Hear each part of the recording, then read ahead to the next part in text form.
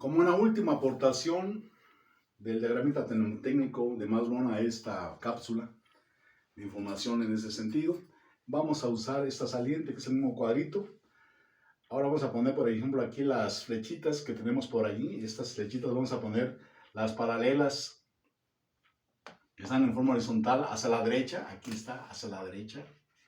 Hacia la derecha. Las paralelas verticales de la flechita con la puntita hacia abajo. Así es. Este es el producto de la primera ley, presión, volumen. Y el producto de la segunda ley, temperatura, entropía. Los potenciales no van a aparecer a los costados, ahora van a aparecer en los vértices partiendo del superior izquierdo. Universidad Autónoma de Guadalajara, Honoraria.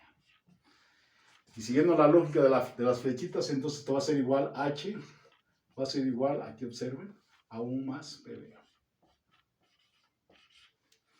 A va a ser igual a U menos TS. G va a ser igual a A más PB. Y finalmente G va a ser igual a H menos TS.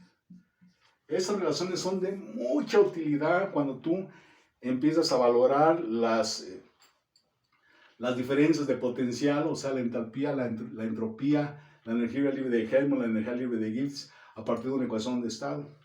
Usamos nosotros, primeramente de entrada, para hacer este tipo de análisis, el criterio de evaluar primeramente la energía libre de Helmholtz, enseguida la entropía, y las demás caen como naipes, con la ayuda de estas 4 relaciones.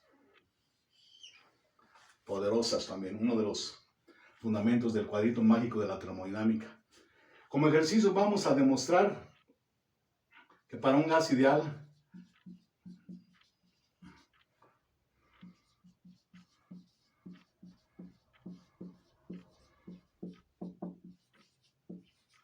se requiere de n más 1 propiedades intensivas para definir un sistema termodinámico. Voy a poner ese T nada más. Recuerdo que decía el primer postulado de la termo que para poder definir un sistema termodinámico de un sistema simple se necesitaban de n más 2 propiedades. Esto es para un gas real. Para un gas ideal es n más 1 propiedades. Recuerden que n es el número de moles, es la masa del sistema que se encuentra prácticamente dentro del... Antes de hacer nosotros el análisis en este sentido, partimos de que la masa está prácticamente definida en este aspecto. Y voy a usar los fundamentos que están prácticamente plasmados a través de las relaciones de Gibbs para poder hacer esta demostración. Y voy a partir, aquí lo voy a poner así, de una de las variables más conocidas que es la entalpía. Y la voy a definir, como dice el primer postulado, la entalpía como una función de 2 variables intensivas, presión y temperatura. Recuerden que es gorrito el que tiene la entalpía, ¿eh? No lo estoy poniendo, pero ya estoy considerando que estamos obviando eso. Y voy a sacar la diferencial total. La diferencial total va a ser igual a la parcial de la entalpía con respecto a la primera, así, a temperatura constante por la diferencial de P, más la parcial de H con respecto a la temperatura, así, a presión constante por la diferencial de T, así.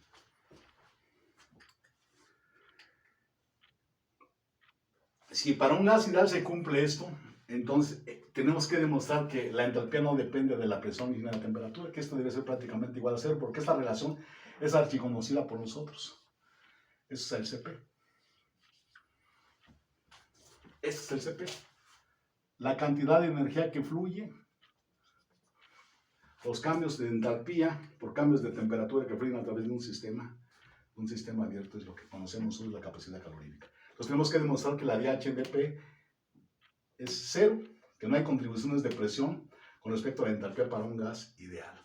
Ese es para un gas ideal.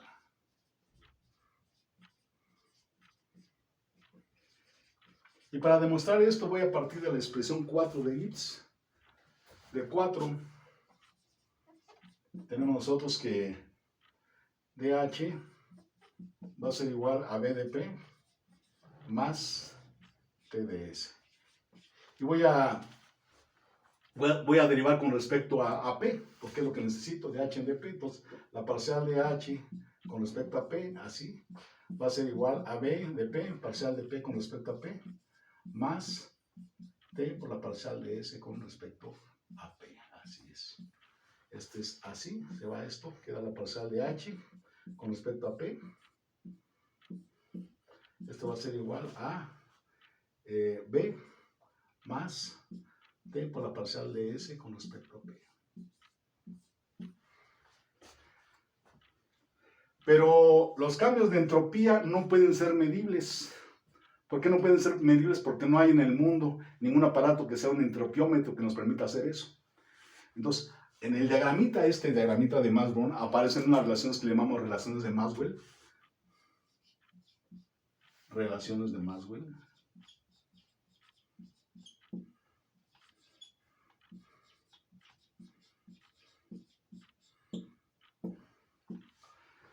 Que especifican la relación, válgame la redundancia de la palabra, de la entropía con respecto a variables medibles. Aquí observen, por ejemplo, aquí voy a trazar la mitad de esto, este diagramita, y se ve exactamente que la parte que tenemos a la izquierda es igual, es simétrica a la que tenemos al lado derecho. Si pusieras un espejito se reflejaría exactamente de la misma manera.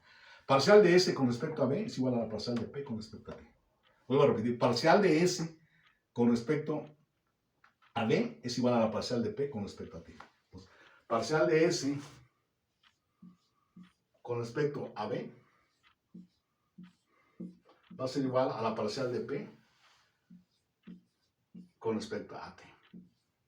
Y al revés, ¿verdad? Que es al revés por la parcial de B con respecto a S, la inversa, es igual a la parcial de T con respecto a T. Salen dos relaciones inmediatamente de aquí. Y las otras se obtienen a partir de trazar ahora una paralela de esta forma,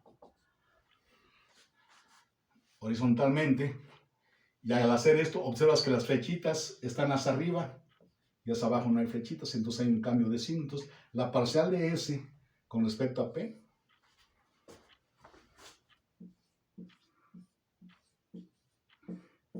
es igual a menos la parcial de B con respecto a B. Así. Y las inversas, parcial de P con respecto a S es igual a la parcial de T con respecto a B. Entonces, tenemos las cuatro relaciones de Maxwell que nos van a permitir de una u otra manera valorar este cambio de entropía que está aquí. Le voy a llamar a esto A. Le voy a llamar a esto B. Voy a quitar esto de aquí. No pasa nada. Ya no lo necesito, perdón.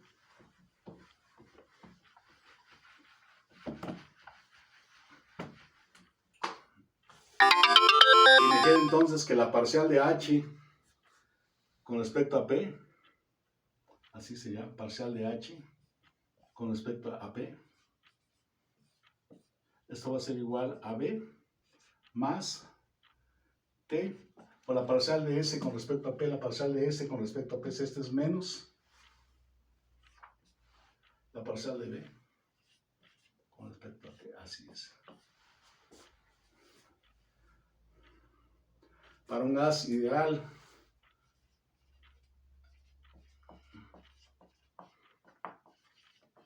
voy a llamar a esto C, así.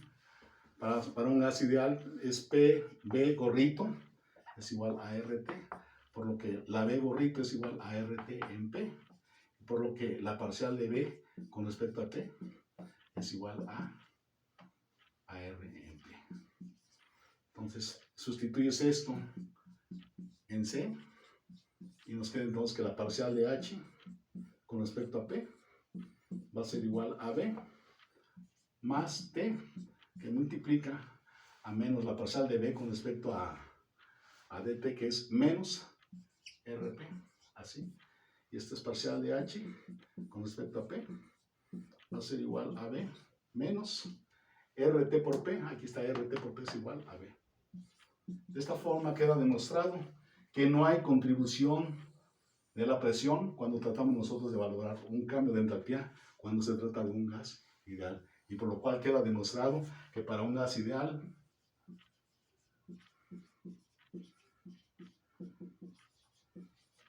H es únicamente función de una sola variable de intensidad, y en este caso es la temperatura. Con esto voy a dar por terminada esta capsulita que está relacionada con la matemática inmersa en una de sus salientes, porque hay más propiedades que tiene este cuadro enorme.